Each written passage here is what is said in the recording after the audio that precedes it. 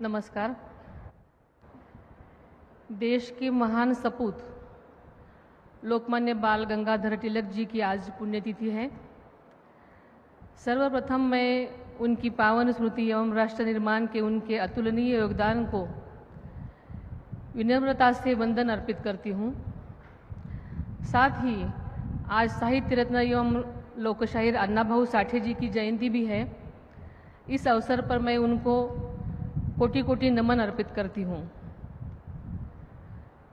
लोकमान्य तिलक राष्ट्रीय पुरस्कार 2026 वितरण के इस प्रोग्राम में मंच पर उपस्थित भारत के लोकप्रिय एवं सहकारिता मंत्री आदरणीय अमित भाई शाह साहब, भारत के महान सपूत आज के लोकमान्य तिलक राष्ट्रीय पुरस्कार से सम्मानित तथा भारत के राष्ट्रीय सुरक्षा सलाहकार आदरणीय श्री अजीत डोभाल साहब, महाराष्ट्र के लोकप्रिय मुख्यमंत्री आदरणीय देवेंद्र जी फडणवीस साहब, केंद्रीय राज्य मंत्री माननीय जी मुरलीधर मोहोळ जी, महाराष्ट्र के उप मुख्यमंत्री माननीय श्री एकनाथ शिंदे जी, मंत्रिमंडल के हमारे सहयोगी माननीय श्री चंद्रकांत जी पाटिल, माननीय उदयजी सामंत, माननीय माधुरी जी मिसाळ, भारतीय जनता पार्टी के प्रांताध्यक्ष आमदार रविंद्रजी चव्हाण सर, लोकमान्य तिलक स्मारक ट्रस्ट के अध्यक्ष माननीय रोहित जी तिलक,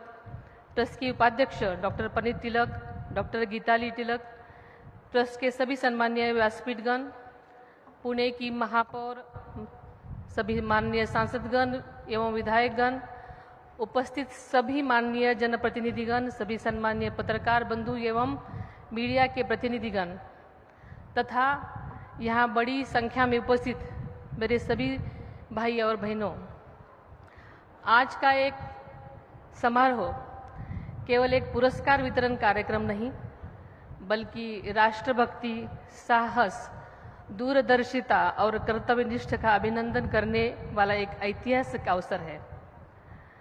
लोकमान्य बाल गंगाधर तिलक के नाम पर दिया जाने वाला यह प्रतिष्ठित सम्मान आज ऐसे व्यक्तित्व को प्रदान किया जा रहा है जिन्होंने अपना संपूर्ण जीवन राष्ट्र की सुरक्षा और सेवा के लिए समर्पित किया।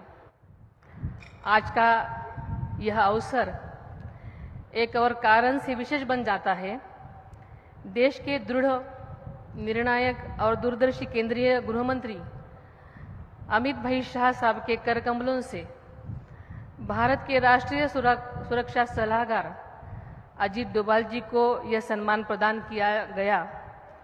एक सक्षम नेतृत्व के हाथों राष्ट्र की सुरक्षा को समर्पित एक असाधारण व्यक्तित्व का सम्मान होना वास्तव में भारत की शक्ति, संकल्प और आत्मविश्वास का स्वर्ण क्षण है।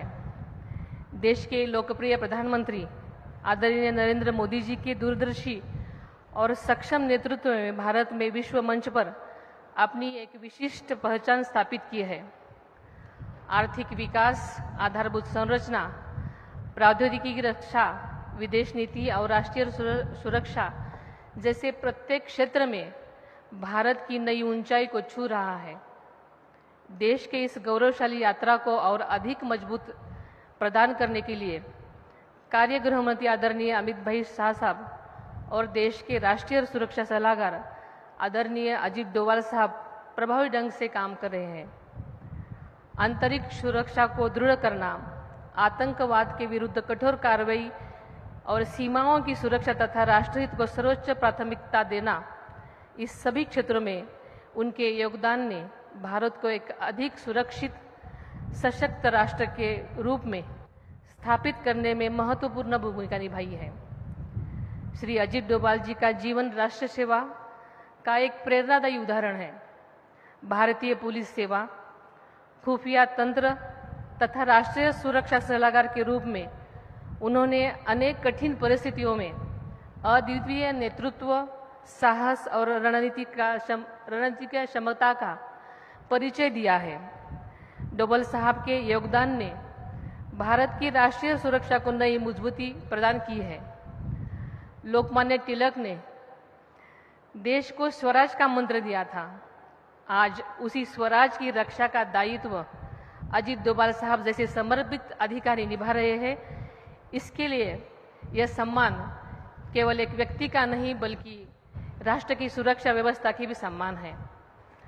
लोकमान्य तिलक जी पुरस्कार की गौरवशाली परंपरा देश के श्रेष्ठ व्यक्तित्वों का सम्मान करती रही है।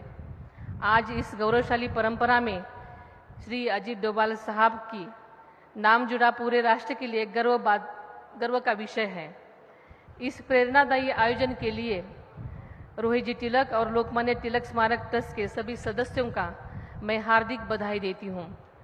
अमित भाई साहब के नेतृत्व में देश की आंतरिक सुरक्षा अधिक सुदृढ़ हो गई है।